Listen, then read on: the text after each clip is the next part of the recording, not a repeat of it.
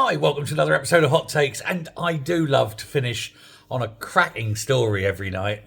And boy, is this a cracking story. One of the bills that Angela Rayner's putting through is a planning bill. And in it is a huge crocodile of a clause.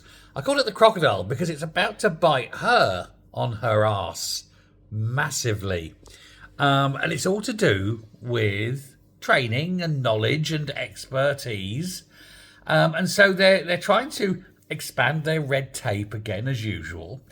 And so the Planning and Infrastructure Bill is aimed to force all councillors who sit on planning committees or anyone involved in the planning process, and that includes officials, politicians, etc., they must undertake mandatory training if they serve on planning committees. And if they don't complete and pass the training, they will be disbarred from planning decisions.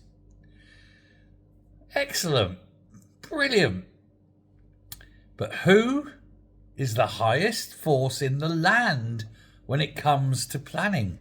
Well, it is the Deputy Prime Minister.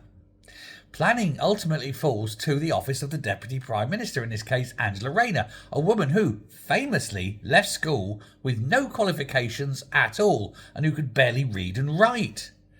Now, thanks to an amendment from Lord Fuller that's going through the House of Lords as it is and is expected to pass, it would mean that all people involved with planning must pass these tests, or they cannot have the authority to sit and deal with planning. And so you're going to have to get Rayner to go through, as well as all the senior officials, to go through the same planning course that they're trying to oppose on everyone else. And this amendment would require civil servants and ministers of the state to complete equivalent training that is required for the local, local authorities and so forth.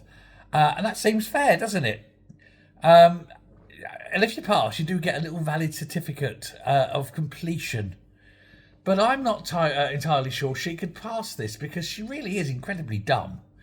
And if she did, and if she had to sit it and failed, she would not have authority in law to make any decisions. And yet her role as Deputy Prime Minister is to make those decisions. So you have this catch-22. One thing has to go. And if it's law, she'd have to give up being the Deputy Prime Minister. Oh dear, what a shame. How sad. But this is what happens when really stupid people somehow manage to crawl their way up the totem pole to power. Thanks very much. Have a good evening. Bye.